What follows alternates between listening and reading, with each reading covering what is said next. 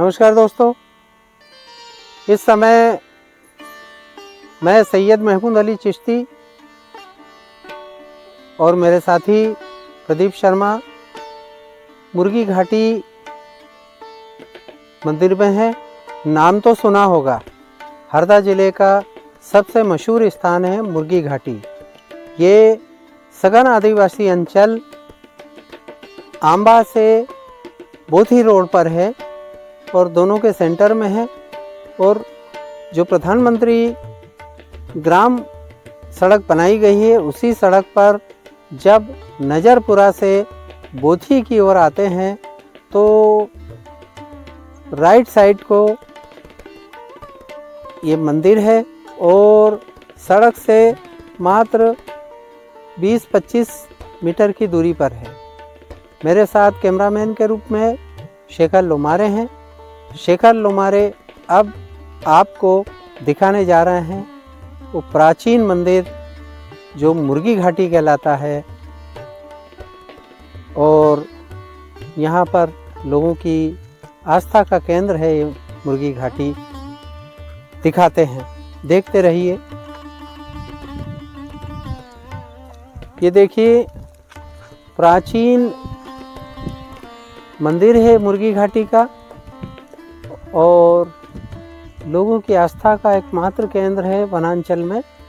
और ये जो क्षेत्र है नजरपुरा से आंबा और आंबा से बोथी, ये आंबा से बोथी के बीचों बीच ये मुर्गी घाटी है। और ये मुर्गी घाटी की स्थापना किन के द्वारा कब की गई थी, कौन यहाँ पर पुजारी हैं, ये सब जानकारी हम आपको बताएंगे। रुको, देखिए आप, ये मुर्गी घाटी हम आ चुके हैं और यहाँ पर अभी कोई भी व्यक्ति ऐसा नहीं है जो हमें मुर्गी घाटी के विषय में पूरी जानकारी दे दे, लेकिन फिर भी हम बता रहे हैं कि देखिए अलग अलग यहाँ पर स्थान है। और चबूतरे पर 3 मंदिर बनाए हुए हैं। किन किन के हैं ये हमें नहीं मालूम और ना ही कोई व्यक्ति यहाँ पर बताने वाला है कि ये मंदिर किन किन के हैं। ऐसा सुनने में आया है कि कोई सोनी परिवार है जो रेडगांव में है, ज्वेलर्स की उनकी दुकान है, उनके द्वारा ये मुर्गी घाटी का निर्माण करवाया गया था और इन्हीं के द्वारा यहाँ पर रख रखाव व्यवस्था और इसके साथ ही साथ पूजा अर्चना की जाती है। अब हम जब रेडगांव जाएंगे तो वहाँ उनका पता करेंगे और उनसे जानकारी लेंगे कि किस समय मंदिर और किस अवधारणा के साथ बनवाया गया था। कुआं है और कुएं में ज़्यादा गहराई नहीं है, भरपूर पानी है और यहाँ हैंडपम्प भी लगा हुआ है। और जो भी श्रद्धालु यहाँ पर आते हैं, जो भी भक्तगण आते हैं, यहाँ बाकायदा रस्सी बाल्टी भी रखी है पानी निकालने के लिए। पानी मुँह हाथ धोना हो या पीना हो, उसके लिए बढ़िया यहाँ पर रस्सी बाल्टी की व्यवस्था कुएं से पानी निकालने के लिए है। ये जिस प्रकार से दिखाई दे रहा है ये श्री हनुमान मंदिर है और ये भी मुर्गी घाटी के परिसर में ही है।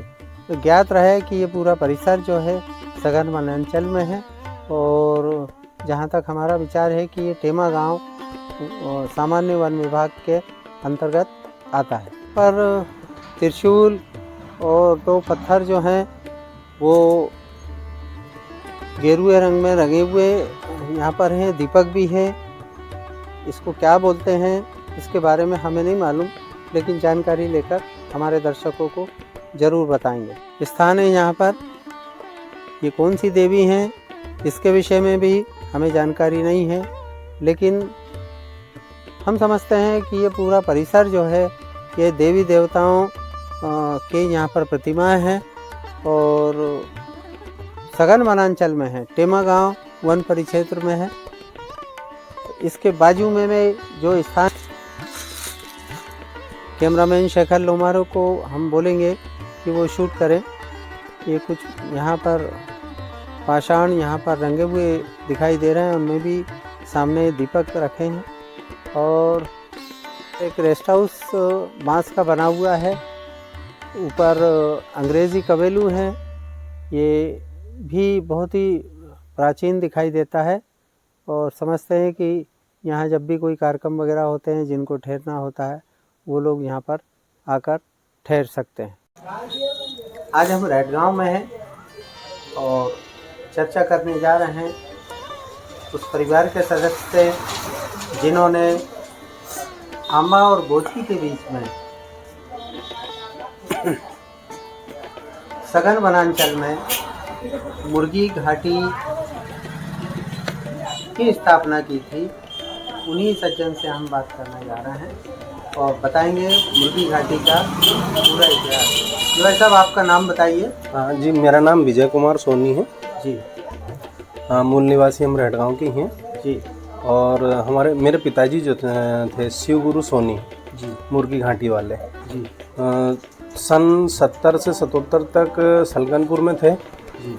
सलकनपुर से मेरे पिताजी को प्रेरणा हुई, तो 75 में यहाँ मुर्गी घाटी जो स्थान है ये आके उन्होंने देखा, वहाँ से जो प्रेरणा हुई उस हिसाब से, और फिर यहाँ उस स्थान को छोटा सा टीला बना हुआ था, वो मिट्टी हटाई, वहाँ पर मैया की माँ की प्रतिमा निकली और 75 से पूजन पाठ वहाँ से शुरू किया उन्होंने, उस स्थान को जागृत किया और 16/4/1978 को प्रथम नवरात्रि का आयोजन हुआ था जी। तब से लेकर आज तारीख तक वहाँ पूजन पाठ और नवरात्रियाँ चली आ रही हैं और लगभग 95-96 नवरात्रियाँ हो चुकी हैं सतत, कोई गैप नहीं हुआ उसमें।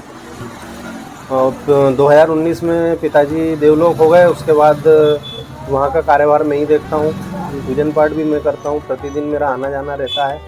नवरात्रियों में 10 दिन वहीं पर रुकता हूँ और पंडित जी आते हैं, विधि विधान से पूजन होता है, मैया की स्थापना, पूजन घट, ज्योति जवारे वगैरह जो है वो करते हैं।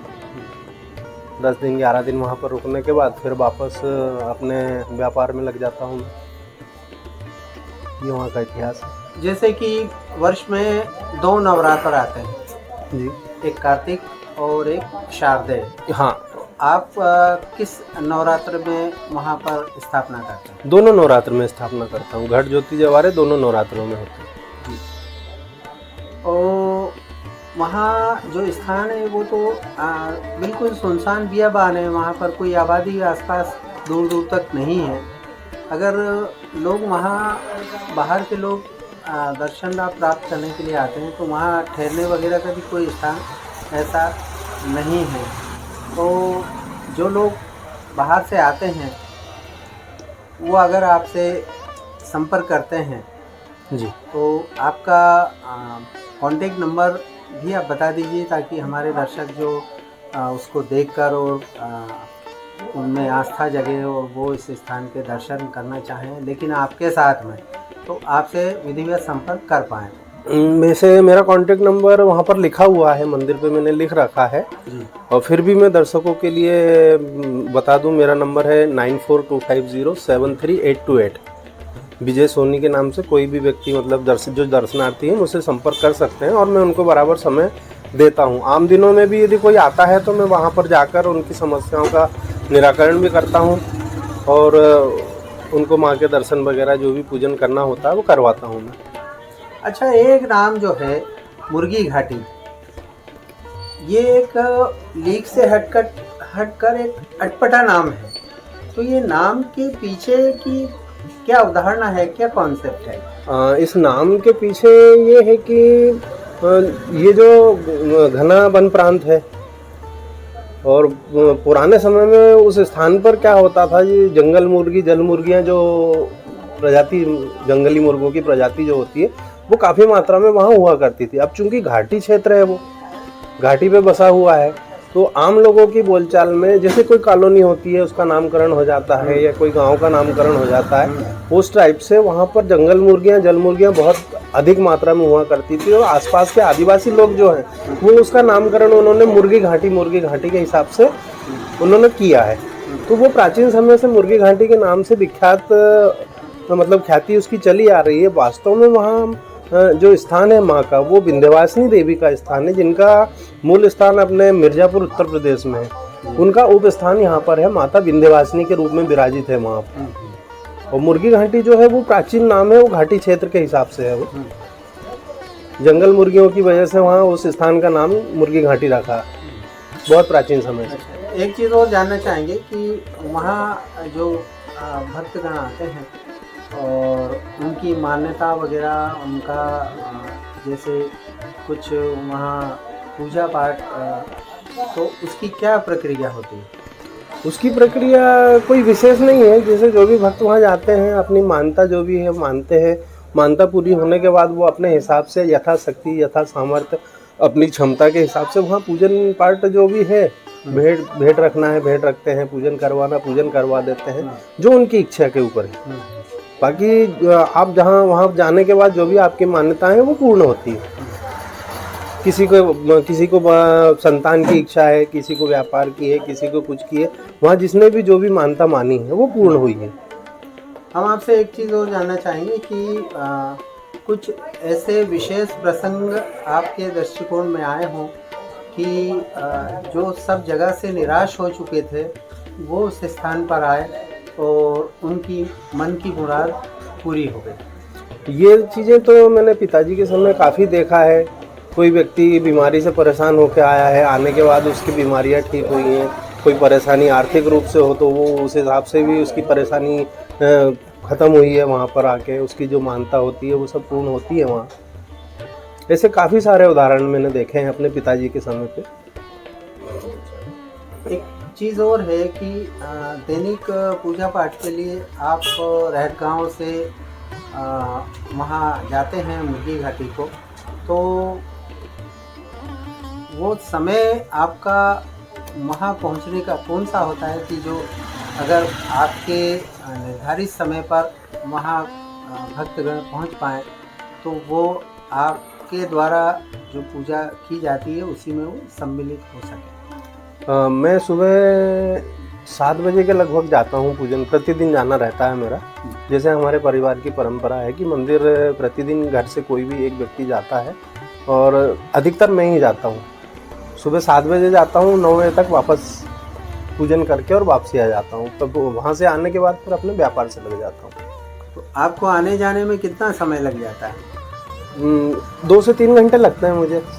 7 बजे निकलता हूँ, 9 साढ़े 9 बजे तक आ जाता हूँ। 6 बजे निकलता हूँ, साढ़े 9 बजे तक वापस आ जाता हूँ। 20 मिनट जाने का लगता है, 20 मिनट आने का लगता है, बाकी समय पूजन का लगता है, साफ सफाई एवं पूजन का। अच्छा, कोई व्यक्ति अगर ऑनलाइन आपको व्यवस्था दे पूजा पाठ के लिए तो वो आप स्वीकार करते हैं और उनकी पूजा करवाते हैं क्या? नहीं, अभी तक ऐसा कोई सिस्टम हम लोगों ने बनाया नहीं है। ऑनलाइन का ज़्यादा नहीं है, प्रत्यक्ष रूप से यदि आके वहाँ पूजन करवाना चाहे तो करवा सकते हैं। तो धन्यवाद। ये देखा दर्शकों कि मुर्गी घाटी एक ऐसा स्थान है जहाँ लोगों की आस्था पूरी होती है, अरदास पूरी होती है, मुराद पूरी होती है। और वहाँ तक जाने के लिए रहट गाँव से पहले जो ब्रिज पड़ता है, ब्रिज के लेफ्ट साइड टर्न अगर होंगे तो आपको बोथी वाला रास्ता छीरपुरा होते हुए और वहाँ आगे जाके आंबा और बोथी के बीचों बीच राइट साइड पर 10 से 15 मीटर की दूरी पर वहाँ देवी स्थान है, विंध्यवासिनी का स्थान है और वो स्थान कहलाता है मुर्गी घाटी। धन्यवाद।